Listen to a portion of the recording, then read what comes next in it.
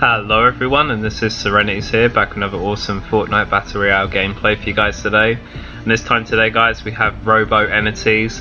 And yes, guys, the man flu has struck a little bit, but I'm starting to feel a little bit better. So my commentary might sound a bit off today, but yeah, I really like this gameplay today, guys. I'm so happy to announce that Epic Games have decided to come back to their senses and drop out the redeployable glider. After falling from height, you could double tap A and go back in the air. I thought that was a horrible idea that they implemented, and I'm so glad that it's over because the game just doesn't play the same for me, and definitely cuts down building capabilities because all you might as well just build ramps and just fly everywhere. So I'm really happy that they cut that out personally because I hated it. I really didn't like it, and I thought it was just for the Halloween period, but I noticed it was still present even after Fortnite had ended, and I was like, why is this still in the game? It's terrible. But this is gameplay today of them taking it out, which I'm very pleased. They've only enabled it in the more to muck around with that, but not in the proper game. So really happy that's gone, and it didn't stop me getting the Robo skin, guys, the A.I.M skin for the challenges. Decided to pick this up, and as you can see, I got the awesome Halloween glider as well, and the scythe as well, the Reaper. So definitely picked up my Halloween share and got all the goodies that I wanted to collect. But really like this game, guys. Probably like a normal game of solo, this one, but I thought for the first kill, which you're about to see very shortly, I think it was all worthwhile uploading this gameplay, so I'll let you guys enjoy this and see the surprises I've got in store for you. So hear the guy come in, put the trap down, and see him, mate, return to the lobby, and I thought at that point, right, I've got to win this, because I've never actually had a trap kill like that, like gone on and then gone on to win the game. So I was pretty pleased with that, guys. I thought that was pretty neat.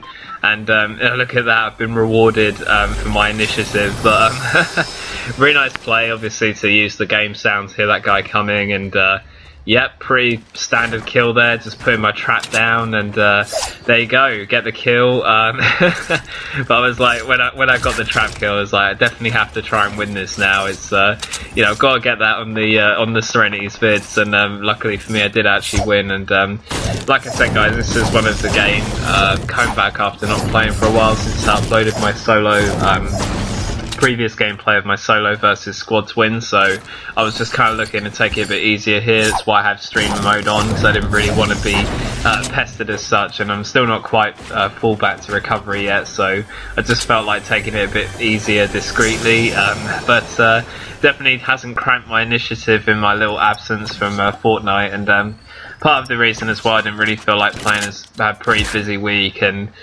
for them to just keep in the redeployable gliders, I thought was appalling, so I just didn't feel like playing. But now that it's out, definitely looking to return and play a bit more. But really nice second kill onto that guy there. I think he just didn't have any clue what he was doing or where he was or how he even got in the game.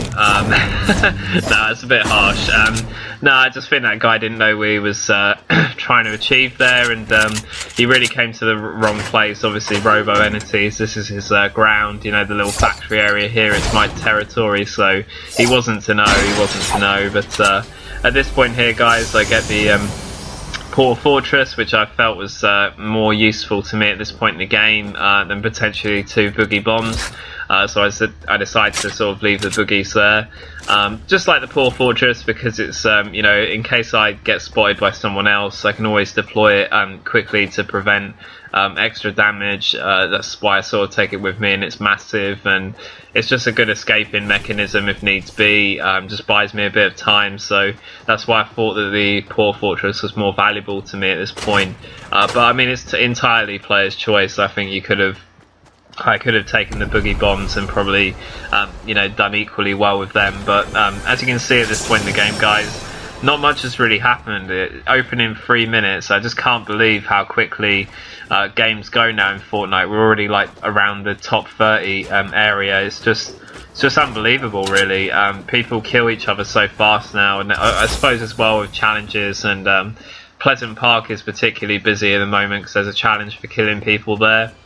And obviously Tilted always takes out a lot of players as well. But just amazing that we're already top 30 and I've only, you know, got a couple of kills to my name and gonna get more, but like, you know, the sort of potential to get a really high kill game, it's harder if you're in a lobby like this where, you know, people just kill each other very quickly. So it's yeah, and obviously if you land in a more remote place, it's going to be hard to sort of keep the kill count up high as you can. But yeah, just something to reflect on there from what I've seen. But at this point here, guys, just stacking the materials after getting the you know, decent loot as well. Pretty happy with that.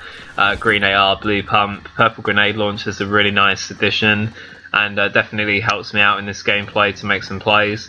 And at this point here, just looking around, looking to claim any extra material. My main sort of thought to myself at this point in the gameplay was need to get some more shields to give myself 200 health. So I was moving in the direction of whaling and find myself two shield pots in the vicinity. One here, and then I can see one in the other hut as well. So that was handy for me.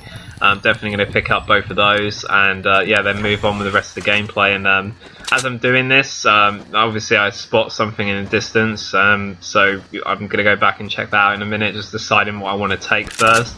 And I opt for this inventory because the white SMG, to be honest with you, late game isn't going to be as effective, so I thought, you know, I want to keep my Port Fortress as well. So at this point here, moving into Wailing Woods, and I spot a player. It's a Calamity chick, and opting for the... There was a moment here where I probably could have shot them before they went for the Haunt Cubes, so that was a bit of a lapse on my part. I was thinking about doing it. And here in this moment of the gameplay, because this gameplay happened last night, so I'm pretty fresh with all my thoughts on the game. But at this point here, I was thinking, shall I attack? Shall I stay? What should I do? Where should I go? And I just decided to myself at this point, I'm just wasting time watching this guy. And if some other random G.I. Joe comes down here, he's just going to shoot me in the back, because I wasn't really covering my 6 very well there. It was just... But at this point here, obviously, him being in haunt mode, I was worried about him spotting me and me not seeing him. So as I was backing away, I was trying to sort of see if I could, you know, spot him. And I noticed that one of the things was used there. And at this point here, I've got, you know, good access to game sound. And I hear him landing near me, so I start to put up the walls. And as you can see here, he tries to frighten old robot entities, but robot entities is not having it as he takes him down with decent aim there. But yeah, taking him out nicely to get a scar and a gold heavy. I mean, some solid weaponry this guy had. And at this point, I'm feeling very, very happy and thinking to myself, yeah, I've definitely got this. It's been a while since I've played solo. Actually, I think the last time I played it was when I did get my Ragnarok game for my 90th solo win. So, you know, this is my first sort of win after that time, having not played for a while, so sort of out of the solo mentality really. So, you know, I was kind of like, you know, let's try and make this a win. Let's try and, you know, I was sort of more about the win in this gameplay, so I was trying to, you know, play quite low under the radar as well. So once I got these weapons, I was like, I'm just gonna get everything I can now to my advantage. Obviously, if you want to get aggressive gameplay, you know, when I see the zones coming in over here past the sort of Lazy Links area, I'd be belting it in that direction to try and get more kills. But at this point in the game, I was more about the winning and trying to sort of keep myself sustainable for a longer time by, you know, looting the stuff around Wailing Woods that was not looted. Here I was telling myself I was hearing things. I thought I heard something outside and wasn't sure what it was. Quite a lot of the map I haven't, you know, I probably haven't explored it as much as when I've played in previous seasons, so I'm not entirely aware of everything that's been added on the map. In my sort of, you know, playing period of like playing on and off, I think season 6 is the season in Fortnite I've actually played the least to, you know, play the game. So for me it was kind of like, you know, what am I hearing there? Just, you know, making sure that's why there's a bit of hesitation on my part, sort of coming to terms with what that noise was, because it's pretty loud. But at this point here, I reason that I've got like 30 seconds left to get into the new zone. It's quite far away if you're just going there by foot. So yeah, thank God there's no re-deployable gliders. The only time would have been useful here is just for a brief moment. It's a free launch pad. And that was another thing. I mean, launch pad as well in that case, basically redundant, because you've got no need to use it. You know, you just build a ramp and then just jump off. I think I don't know what Epic were thinking, actually considering making that a full-time thing in the game, but I'm glad that they haven't, because it shows that, you know, they do sort of you know, still care about the building aspect of the game, despite all the random add-ons that they do put to try and minimise it. But yeah, I was so happy. That's the one decision I'm really happy that they've made, to actually keep the game as it was, with you know, full damage still being a thing, because I think it takes more skill to you know, obviously try and prevent yourself from taking full damage in build fights. Obviously, you know, that's where the skill sort of the skill gap between players lies. So I was a bit disappointed that they did that, but I'm happy that they've come, like I say, come to their senses and put it back as it was. You guys may have a difference in opinion. Let me know in the comments if you watch this video, but I'm really happy that they've actually put it back like that, because, like I said, I just think it's the way the game was played since day one, and you know, it's much better, personally. So at this point here, guys, just still getting materials and making my way in. So nice play to use the horn cube and the you know, the lift that basically makes you vulnerable to full damage. So you've got so many mechanisms in the game that prevent full damage anyway, like those little purple you know, jump, bounce, whatever you want to call it. You know, bounces you into the air, and whilst you're ghosted as well, you don't take full damage. So there's a lot of things that prevent it. You know, why make it, you know, jump off your ramps and you can survive? You know, it seems a bit silly to me. So and like I say, launchpad and things like that become redundant as well. So at this point here, guys, I can hear a battle, quite a fierce one, going off as I'm making my transition to zone, which is always nice to hear, because it's like you know, another moment to sort of profit. And I can see the build battles taking place overhead, and I've got my favourite weapon out for this situation, and definitely looking to claim some loot here. Whilst I've got some good stuff, I could do with a bit more material, because I didn't decide to mine all that time I was in the woods, and I was kind of changing over my recording. Here I thought I was getting DOSed for a moment, but the server, luckily for me, on my end, comes back, and at this point here, I finished one of them off, and one of them survived somehow. And just because I was having a few problems there with lag, I was just being a bit careful not to push in on this guy straight away, because I was a bit, you know, I tuned out there for a moment, was a bit disorientated from that lag. But at this point here, definitely getting that nice kill onto that player, poaching the opportunity from that guy to loot his body was really nice from me. And at this moment I'm being careful here, because I know that this guy could have grabbed haunt cubes, and he is actually, I watched it back in theory, he is actually watching me at this point from overhead on the hill. So obviously I didn't know that, but I suspected that's what he might be doing, and might try to follow. So once I grabbed the loot, I was just looking to run away and check that I had everything I really needed. And I'm really happy that I was able to get to that loot, because I could see the guy that the other player that I didn't manage to kill, I could see the fact that he wanted to go for the loot. So I'm happy that I nicked it off him, because if he really needed loot, that's going to sort of make it harder on at least one player to sort of compete in this game. And as you can see, it's top 7 now as well.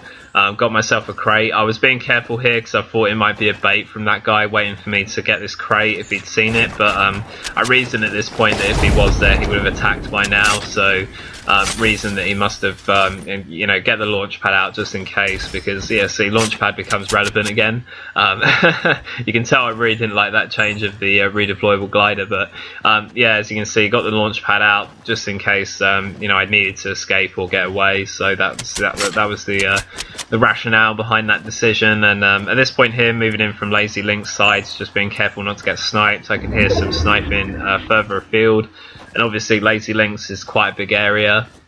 And when you're coming into the final few circles as well, it's always, you have to be a little bit careful of how you approach them.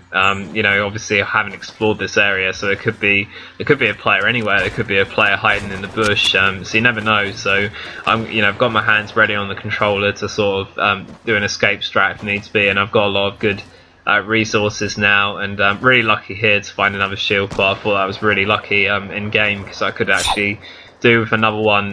You know, I'd sort of reason at this point as well, I haven't got 200 health, which you never know, might be the difference between a Royale and losing. So I definitely reason that, you know, if I get close to the end and it's like 3 or 4 players left, which it nearly is, you know, I'll use the second shield pot to get my maximum health, and then obviously I've got a spare one. I've also got a campfire as well that I can make use of. So that was my reason in this game at this point, and just trying to sort of stay alive for as long as I could with without applying it to see if, you know, I might need it for a emergency situation. But at this point here, I feel pretty comfortable in the zone. I'm in a nice spot.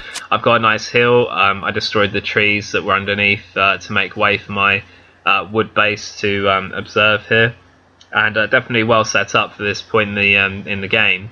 And at this point here, just looking to look on the tower. So obviously I'm against, I think it's on the previous screen I can see I'm against 4 players. I think there's 5 left or something like that. So obviously that's quite a big number. I think it's 4 now, isn't it? So against 3 others. So obviously it's quite a big number for quite a big size zone. I always account for players that like to hide, because they always seem to be frequent in solo. You always get a player that's just chilling in some corner somewhere, so I was bearing that in mind. And at this point here, you can see I'm looking beyond my tower and see a guy coming in from the last circle who's had a battle, and also I'm just checking behind me as I'm doing this, because obviously I don't want to peek above my base. There's a load of angles I could get sniped from here if one of the players was on one of the hills in the distance to my right, so that's why I'm staying low at this point and not going above the ramp. And at this point here, I can see the Calamity fella in the far distance on the left there. It was so tempting for me to want to shoot the guy, but I thought if I do that I'm going to reveal my position. He seems pretty satisfied that there is no one over here, so I'll let him think that there's no one over here. And part of the reason as well I didn't want to let fire on him is because he's a little bit out of my bombardment range for nade launch, and I think the scar from there would sort of alert my presence to the other players, and if there is someone sniping they'll just ping me when I come out and start shooting him. So I thought I'd just wait. I let them fight out, let them do the work for me. I like doing that in solo sometimes to make it easier on myself to win the game. So I thought I'd let them tire themselves out. He's in a fight with someone closer to Loot Lake as well. The storm's coming in. I'm in a good, I'm in a good session, so I don't really need to do anything. I applied that second shield pot like I discussed earlier, guys. As I said, it's getting to the point in the game now where that might become relevant, that extra sort of 24 health. And I've still got a spare one, the campfire, for emergency supplies. So definitely at this point in the game, it's all going to be about fighting. You hope that you don't have to heal, to be honest. And obviously, when the circle gets very small as well, it's hard to make time for healing when you've got the pressure of a decent player upon you as you're trying to rebuild structures as well. So it's not always possible. So I like the fact that I did that, and possibly if I'd not used it I might have regretted it. So at this point here I can see the victor is coming in from that fight that they were having. It was a mammoth fight. I'm against 2 other players here, so this guy and one other guy I haven't learnt the position of in this game. So it's a good situation here for me to shoot this guy. As you can see, he doesn't give 2 shits to where he goes on the map. I thought it was quite bold of him just to loot that chest in the way that he did. Like I said, I'm not sure if he knew if I was here or not, but at this point he turns his structure around to look at my tower, and I can see that he's trying to snipe. So as I can see he's sniping, I jump out very carefully with my nade launch, just to the point where he'd have to hit a snipe down shot in order to hit me from there, and just continue to bombard, because I can see at the bottom his structure is not built very well, and as you can see it all falls out of proportion for him, and that's an easy kill on a decent player who I think was going to be quite cocky in a build fight. So I'm happy that I just got the better of him by playing smart there. So, and that leaves me with the final player, and haven't accounted for this side of the map, so as soon as I get here, this player is rather close as well. I saw him theatre, he's behind one of the trees to my right, and at this point here just getting rather quickly and rebuild as quickly as I can, because I knew he would attack as soon as I got in, and now have a good 1v1 on my hands. So at this point here, guys, I can hear the rockets incoming. He's been firing those constantly, so I just let him kind of attack my dummy base, and I build another dummy block there at the top just to sort of blur his position, because I knew he'd fire another rocket as soon as he saw a build.